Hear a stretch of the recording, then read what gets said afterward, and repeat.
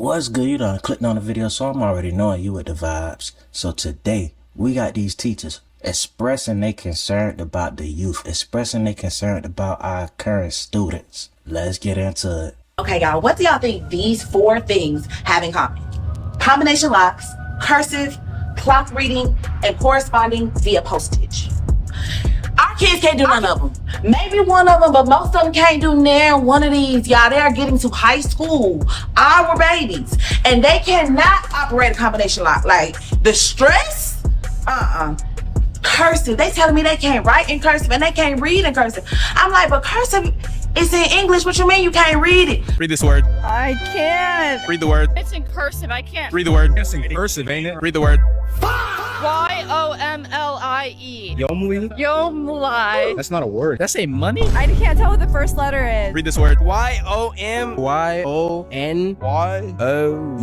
Yombre. Yomi. Thank you. Read this word. I can't read cursive. Read the word. I don't know that's in cursive. Read the word. What does that say, babe? What is that? We don't know what that word is. What does it look like? It says. Y. What's the first letter? Y. No. U. No. J. No. L. Is that Y? What's the last letter of the alphabet? Z. This is the. What? That's his Read. Zomli. Zombre? I don't know cursive, dude. Read the word. Zombie. Zombies. Zombies. I think it says homie. That is very fine cursive. That is very fine cursive. That's some good cursive. You got good right. We should be able to read this word though, so I'm like. Y'all, they can't do it. That means they can't even properly form a signature, right? Then we got clock reading, and we know we talking about the analog clock. Y'all, no. When I'm trying to teach them how to tell time in Spanish, and I pull out one of these, I have to do a full lesson on just how to understand how the clock is broken down for high schoolers. What time is it? I don't even read clocks. I'm not gonna lie, but I'm gonna say 9:15.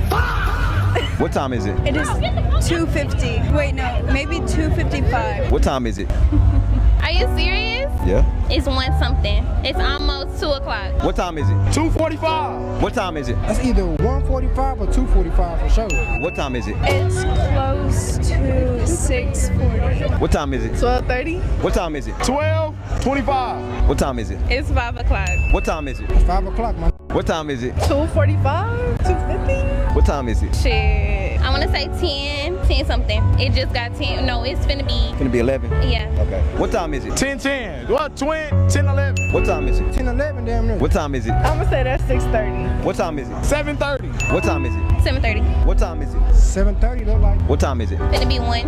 Huh? Finna be 1. What time is it?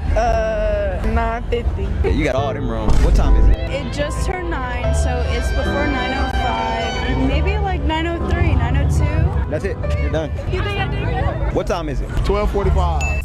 These are our babies, y'all. They don't know how to address an envelope and send something in the mail. No idea. They used to a text, maybe an email, a DM, a tweet. I know y'all think that everything's gonna be handled in the school. It's not. By the time they get to high school, we don't have the time to teach all the babies how to do these basic skills that we learned in school. So parents, it's on y'all. Be mad if you want to, but look, don't shoot the messenger. Okay, so combination locks, I'm not too mad at it. The thing is with combination locks, once you figure it out, it's kind of hard to forget. Now, another thing she said, postage. I'm not too mad at that either, because it's like letters is dying out. Everything is via text, via email, direct message in some type of way. It's a new era we live, new times we living in when it comes to technology. Now, there's no excuse for not understanding or knowing how to write in cursive. I feel like that is something that's important, because it's one thing, you know, they say if you want to hide something, put it in a book. Now imagine going about finding some information in a book and it's written in cursive.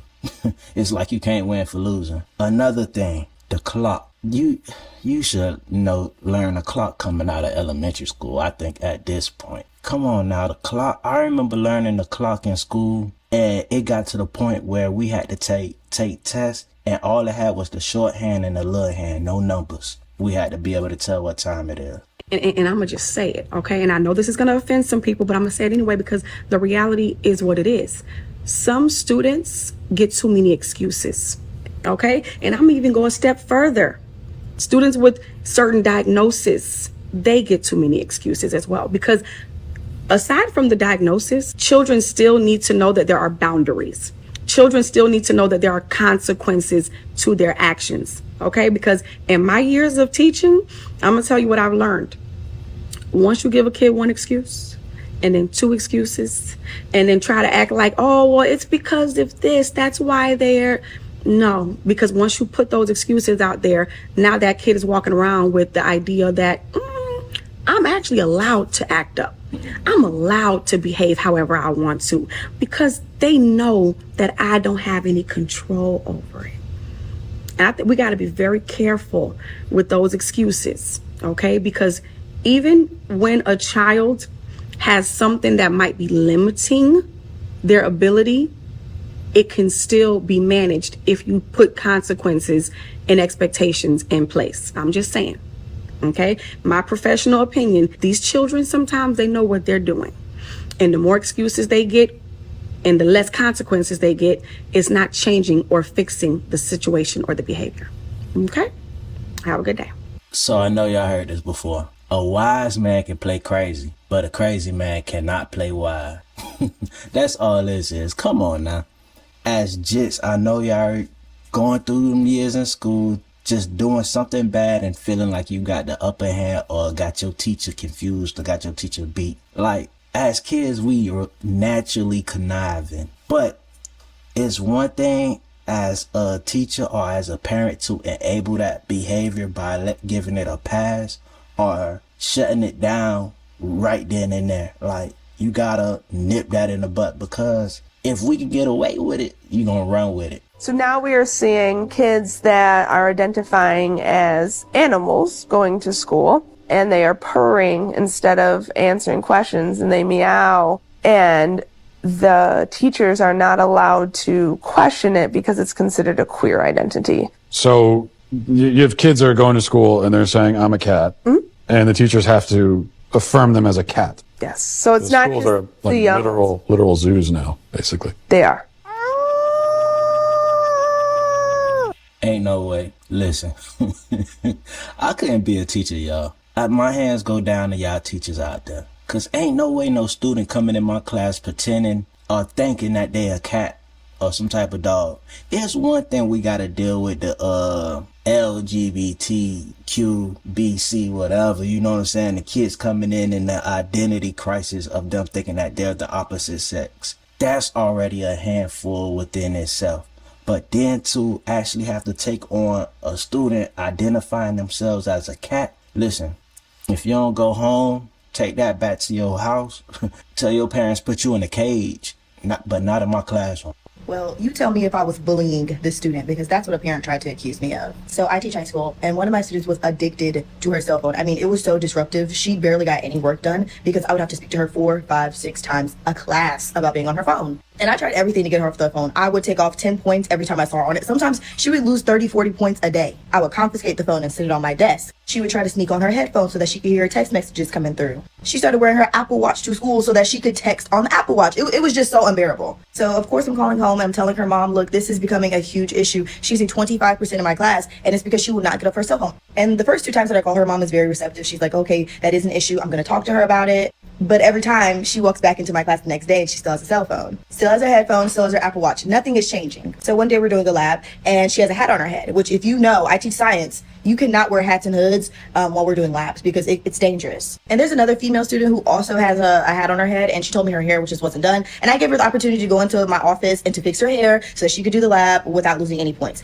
This student decides, no, I'm not taking my hat off. I said, well, then you're gonna have to leave the classroom until we finish the lab. And she said, okay. And she just walks out. And of course, she does not ever come back to the classroom that day. And at that point, I had just stopped calling home. It wasn't doing anything, so I just started writing her up referrals. So there comes a day that we have a field trip, and I had told my students if they come on the field trip, I will give them a free 100 test grade. I literally sent out emails and told parents, if your child is failing, this is the perfect field trip to get them those extra points. She obviously does not come. But as we're leaving to go on the buses, I see her walk out of class with a bunch of girls like they're about to go and get some lunch. So I call her mom and I'm like, I just want to let you know, not only did she miss this opportunity to get a free 100 test grade just to go on a field trip to get out of class, the exact thing that she's doing right now, she's skipping my class because she thinks I'm not there because I have a sub and then I wouldn't see her. Her mom goes, Well, you know what? She's probably doing that because she feels like you're bullying her, because she says that sometimes when she walks into your class, you're always picking on her. You're telling her to take her hat off. You're treating her differently than the other girls who are allowed to do stuff that she can't do. So she's probably not coming because it makes her feel really uncomfortable to be in there. I just told you that your daughter was skipping class, walking out in the middle of the day, that her grade is I think it was a 30 at no this point. excuse for that. And your response to me is, you're bullying her? I was just like, I'm not going to deal with this. Whatever. I write her a referral and she gets suspended. But it was just mind-blowing to me that you could accuse me of bullying a child because I'm calling you to let you know that your child is walking out of school, they're misbehaving in class, and that their grade is low. I'm a bully now. Yeah, that, give them an inch and they take a mile. Like I said, teachers, my hands go down to y'all, because if the student is not showing that they care, why should I care? Why should I go the extra mile and give the extra energy and effort to try to support this child that really don't care? And on top of that, I'm showing my concern and condolences to the parent. And the parent turn around and tell me I'm bullying a child. Okay, I'm gonna show you bullying. I remember being a teacher in an inner city school, and I'd have one or two mothers 2 or 3 times a week, sometimes every day, coming in 30 minutes late with their bonnets and their pajamas and their footies, bringing their kid in, stopping my class 30 minutes late every day, and then copping attitude with me when I would say, you need to bring your child on time. We have a situation where in the Black community, unfortunately, there is a lack of father and parental father strong figures in the home. And so you're seeing a lot of behavior because of that outcrop of that. And instead of like blaming whitey or blaming slavery or whatever the things that are going to be blamed on this panel, I'm 100% sure. Instead of blaming whitey, why not take a look at the behavior that's going on with some members of the Black community and have a come to Jesus with them about it? I think instead of being defensive about you literally just insulted Yolanda and said this is how she walk around in the world. She's the exception. I'm not worried about her. She's the exception. Instead of being offended, instead of being offended by saying that this might be a problem with certain Black people, why not have a conversation in the Black community? I'm with you when you're right. And this is an issue within the Black community. Come on now. It's so frustrating to see like those mothers with the bonnets. And I just went to the grocery store, right? I just went to the grocery store early morning, and the amount of women that I seen in the grocery store with pajamas on, you can see the cheeks out, bonnet on, and just a t-shirt. It's like, damn, at least put on a robe. You get what I'm saying? Just out there. But it starts under the roof, you get what I'm saying? Because if you setting this type of influence onto the kids, your kids, they seeing how you present yourself, they're not going to have no issue with presenting themselves in a destructive way because they see it coming from their parent. So she's absolutely right. We gotta address the household first, and then outside of the household, if you know you're taking care of it within your house, if it's something else outside of the home, then okay, let's take it to the next step and see what it is outside. But it all starts under your roof. So yesterday I came to the realization my students can't read. That is the tragic truth. That's not good. Sorry. That is a tragic truth. And I struggle with being told that I have to focus on certain standards on grade level text when my kids are not reading grade level. And I just don't really know how to navigate that. Like, I see they're struggling. They're not going to read because they don't understand what they're reading. You're going to give them a test with a text on it that they don't understand. So they're not going to attempt it because then that makes them feel a specific type of way. They don't want to struggle, and I get that. I do. But at the same time, they're not going to get better either. So it's like a catch-22. Do I push them and try to get them to understand grade level text?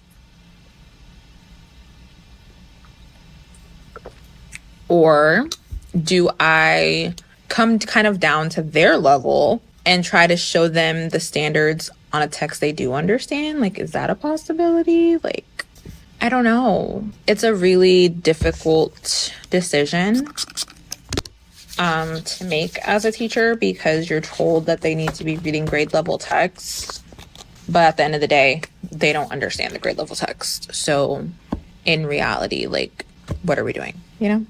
Damn, that's a good question. As a teacher, what do y'all do in these type of situations? Well, you know you got a kid in a certain grade but reading below that grade level. And how do they even get to that grade level if they can't read on that grade level? Because I've heard stories of teachers just pushing a student on to the next grade just to get them out their hair. That's messed up. But damn, that's a sad situation. I ain't gonna lie, I struggle with reading. I knew how to read to myself, but my issue was I did not know how to, not say I did not know how to, but I struggled with reading out loud, because in my head I was like, damn, I don't want these people to hear me make a mistake. And that was in my mind while trying to focus on reading out loud. And guess what I did? Stumbled over the word and made a mistake, and that just led to me stuttering throughout the whole reading. Like, yeah, I was in my head too much. But yeah, damn, man, I don't know. Our whole school system is corrupt. Baby, y'all called me on my first day of school as a substitute teacher. I just been doing stuff, but hey, let's see how today go.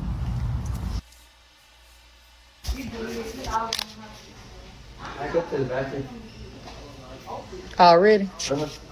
Mm-hmm. Why you need to go to the restroom this early? They won't let us go. They won't let you go? Okay, you got all the 5 minutes. Don't make me have to come find. What you don't do with Miss Turner, you're not gonna do with me.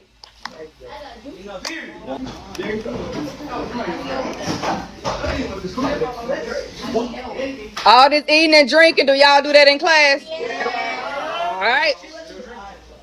Y'all walking around here like y'all on the streets or something, just walking. Okay, y'all got all of 6 minutes. I need it quiet so y'all can focus on this package.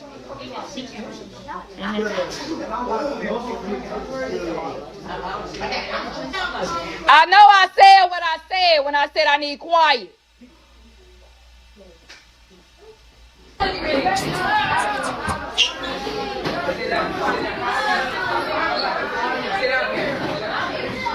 All right, we not doing no cussing. I don't see no spray. They passing gas. Hey. What? We don't do that bullying. I don't play that bullying. It don't matter about what you smell. You might have an off day one day. I ain't having no money. Do your package. You be quiet. Why you got to talk every time he say something?